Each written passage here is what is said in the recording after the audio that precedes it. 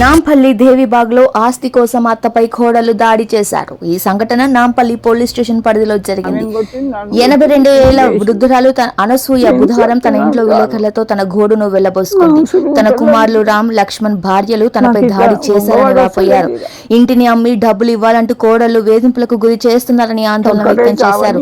భౌతిక దాడికి పాల్పడిన వారిపై నాంపల్లి పోలీసులకు ఫిర్యాదు చేసినట్లు ఆమె పేర్కొన్నారు. తనకు కోడల నుంచి రక్షణ కల్పించాలని కోరారు.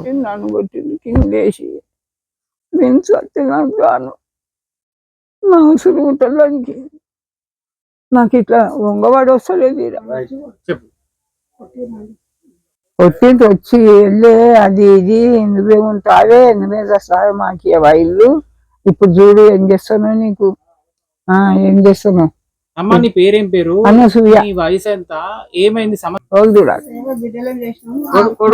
ఎంతమంది కొడుకులు? ఏం కావాలంటారు వాళ్ళు? ఇప్పుడు ఏం చేసారు మీరు? కొడుకులు ఏం చేయలే, కోడలే గ్లాడుతుంది. ఏమన్నారు కోడళ్ళు? ఏమన్నారు? కోడలే ఏమన్నారు? కొట్టిండ్రు, గలీజ్ మాటలు తిడుతుండ్రు. నాకు లంజన్ అంటే తినాలంటే చెప్పాలి. నువ్వే ఉంటావే లంజ అది ఇది అంటే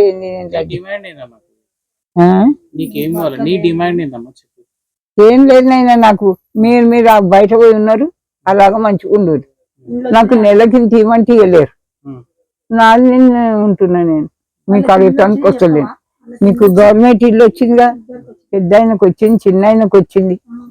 పెద్ద ఆయన పెళ్ళామైతే చాలా ఖతర్నాక్ లంజే మగని గెలవడుతుంది. ఊకే తిరుగుబోతుడంజే. అది దాని పేరు సంతోష్, చిన్నదాని పేరు చంద్రకళ.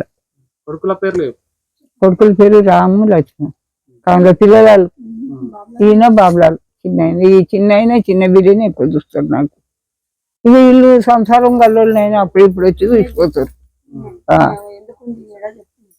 ఏమి ఎందుకుంది? ఎందుకున్నావే? ఎందుకున్నావు? ఎల్లు ఎందుకుంటది? నాకు చూస్తూ అందుకుంది.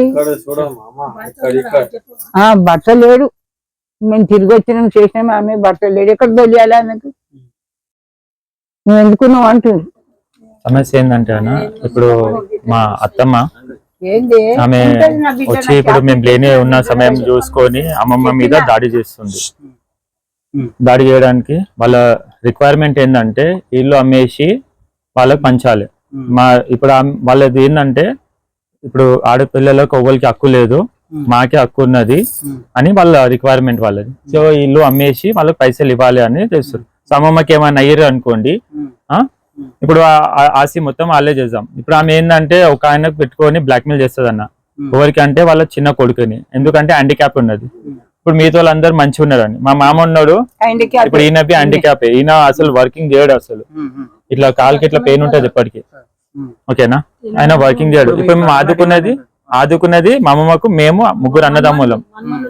మేము చూసుకుంటాం. అమ్మమ్మకైనా, మామూలకైనా, పిన్ని వాళ్ళకైనా ఏమున్నా హెల్ప్ ఉన్నా మేమే చూసుకుంటాం. ముగ్గురు అన్నదమ్ములం అట్లా. సో ఇప్పుడు అమ్మమ్మ ఏంటంటే ఏమన్నా వచ్చినా మేము చేసినా మేమే చూసుకోవాలి. ఇప్పుడు వాళ్ళు మొన్న హాస్పిటల్లో మా అమ్మమ్మ పడ్డది. ఇప్పుడు హాస్పిటల్లో బిల్ అయింది 1,50,000 దాకా అయింది బిల్. ఎవరు చేసినాం? ఒక్కళ్ళు ఇవ్వలే. వీళ్ళ కొడుకులు మాత్రం ఇవ్వలే. మేము అన్నదమ్ములం షేరింగ్ చేసుకొని మేము అమ్మమ్మకి సేవ్ చేసుకున్నాం. ఎవరు రాలే. కానీ ఇప్పుడు ఆమె హెల్త్ బాగాలేదు. ఇప్పుడు వచ్చేసి బ్లాక్మెయిల్ చేస్తారు. ఏమని? ఇల్లు అమ్మేసి పైసలు ఇవ్వండి అని. అది కాదన్న సరిగా. అంతే. ఇంకేమైందంటే మేము లేనప్పుడు వచ్చి దీంతో 3వ సారి దాడి అమ్మమ్మ మీద. 3 సార్లు కంప్లైంట్లు చేసినాం.